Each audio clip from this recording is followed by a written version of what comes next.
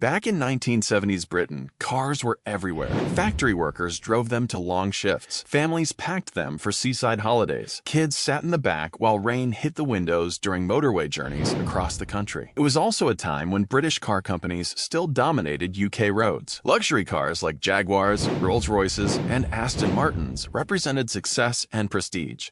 But most ordinary families bought simpler cars built for everyday life. And while some British cars became legends, others became disasters. Poor reliability, rusts, weak engines, and strange designs created headaches for thousands of drivers during the decade. Yet despite all their problems, many of these cars still became unforgettable parts of British motoring history. So today, we're counting down 10 of the worst British cars of the 1970s. And by the time we reach number 1, you'll understand why some drivers still refuse to forgive it. Number 10. Austin Allegro. The Austin Allegro arrived in 1973, built by British Leyland. It was supposed to replace the successful Austin 1100 and become Britain's next great family car. Instead, it quickly became one of the most mocked cars of the decade. The Allegro featured strange rounded styling that many people simply didn't like. And then there was the famous square steering wheel fitted to some early models. Most drivers just found it odd. Under the bonnet, the Allegro used small 4-cylinder engines focused on fuel economy rather than excitement. Families liked the comfortable suspension and roomy interior. But poor build quality, rust problems, and endless reliability issues damaged the car's reputation almost immediately. Even today, the Allegro remains one of Britain's most famous motoring mistakes. Number 9. Morris Marina. Launched in 1971. The Morris Marina became another major product from British Leyland. The Marina was designed to compete directly with the Ford Cortina. At first glance, it looked simple and sensible enough. The styling was conservative, the engines were straightforward, and prices remained affordable for working families. People bought them in huge numbers because they were cheap to own and easy to repair. But the Marina quickly developed a terrible reputation for poor handling and weak suspension.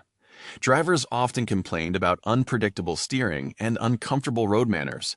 Rust also became a serious problem. Many Marinas seemed to dissolve into flakes of metal after only a few British winters. Despite selling well initially, the Marina eventually became a symbol of British Leyland's growing problems during the 1970s. Number 8. Reliant Robin. The Reliant Robin remains one of Britain's strangest vehicles ever built. Introduced in 1973 by Reliant, the Robin featured 3 wheels instead of 4.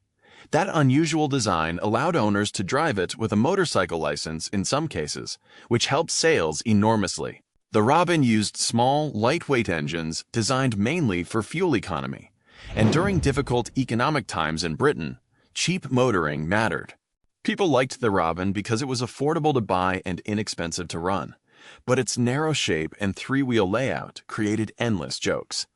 The Robin gained a reputation for instability, especially during sharp cornering.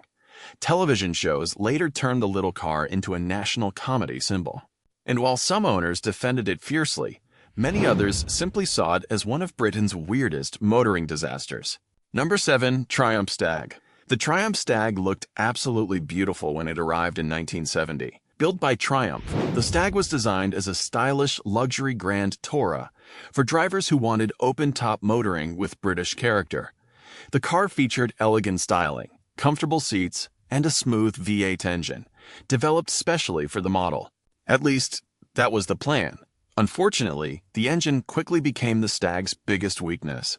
Overheating problems, timing chain failures, and poor reliability frustrated owners constantly. Many Stags spent more time being repaired than actually driven, which was a shame because underneath all those problems was a genuinely attractive British sports car. Even today, many enthusiasts still love the Stag despite its troubled reputation. But during the 1970s, it became a serious headache for countless drivers. Number 6. Austin Maxi. When the Austin Maxi launched in 1969, British Leyland hoped it represented the future, and in some ways, it actually did. The Maxi featured front-wheel drive, a hatchback design, folding rear seats, and huge interior space.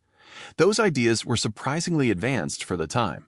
Families appreciated the practicality enormously. The Maxi handled shopping trips, camping holidays, and family life very well. But there was one problem. It looked awkward, very awkward. The styling never really connected with buyers, and performance felt slow and uninspiring. Gearboxes also developed reliability issues that frustrated many owners. Although the Maxi quietly became useful family transport, few people ever loved driving one. Number 5. Hillman Avenger. The Hillman Avenger arrived in 1970 under the Rudis Group. At first, it seemed like a decent family saloon for ordinary Britain. The styling looked clean and modern enough, while the engines provided acceptable fuel economy for the time. Drivers liked the comfortable ride and roomy cabin. But quality problems soon appeared. Rust attacked the bodywork aggressively, especially during wet British winters. Electrical faults and mechanical issues also became common complaints among owners. The Avenger wasn't terrible in every way. In fact, many families relied on them for years. But compared to stronger rivals from Ford and Vauxhall, the Avenger struggled badly over time. Today, very few remain on British roads. Number 4. Vauxhall HC Viva. The Vauxhall Viva was one of Britain's most common small family cars during the 1970s. Built by Vauxhall, the HC Viva featured simple styling and small economical engines, designed for everyday driving. For working-class families, the Viva offered affordable transport during difficult economic times. And for a while, they sold extremely well. But unfortunately, the Viva developed a terrible reputation for rust. Wheel arches, doors, floors, almost every part of the body seemed vulnerable. Owners often joked that the car rusted faster than it drove. Mechanical reliability also disappointed many buyers. And although millions once filled Britain's roads, surviving examples today are surprisingly rare. The British climate simply destroyed most of them.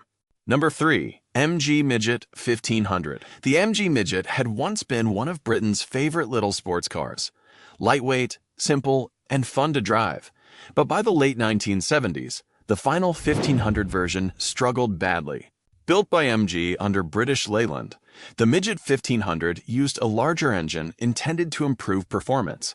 Instead, many drivers felt the car became slower and less enjoyable than earlier versions. Reliability problems and poor build quality also damaged its image. Safety regulations forced ugly rubber bumpers onto the tiny sports car, ruining some of its original charm. People still loved the idea of the Midget, but many owners became disappointed by how outdated and fragile it felt during the late 1970s. For some drivers, the magic had simply disappeared. Number 2. Jensen Healey. The Jensen Healey arrived in 1972 as a replacement for the Austin Healey sports cars. Built by Jensen Motors, it looked modern and promising at first. The lightweight body and Lotus-built engine suggested exciting performance. And when everything worked properly, the car actually drove very well. But unfortunately, when everything worked properly became the problem. The Lotus engine developed serious reliability issues. The car also suffered badly from rust. Many buyers expected a refined British sports car. Instead, they received something unreliable and fragile. The Jensen Healey had huge potential, but poor quality control destroyed its reputation almost immediately. Number 1. Morris Marina 1.8 TC. And finally, the British car many people still describe as one of the decade's biggest disasters, the Morris Marina 1.8 TC. Built by British Leyland during the 1970s, the Marina already struggled with handling and reliability issues. But the more powerful 1.8 TC version somehow made things worse. The stronger engine exposed the car's weak suspension and poor chassis design even further. Drivers complained about dangerous handling, especially on wet British roads. Steering felt unpredictable. Suspension bounced heavily. Build quality remained poor, and rust attacked the body frighteningly quickly. Yet, despite all this, thousands of British families still bought them. Why? Because they were affordable. And during difficult economic times, affordability often mattered more than quality. But today, the Marina 1.8 TC has become almost legendary for all the wrong reasons. These cars weren't perfect. Some were unreliable. Some rusted away almost immediately. Others suffered from poor engineering or strange design decisions. But despite their flaws, they still became part of British life. Families depended on them. Drivers argued about them. Mechanics repaired them endlessly.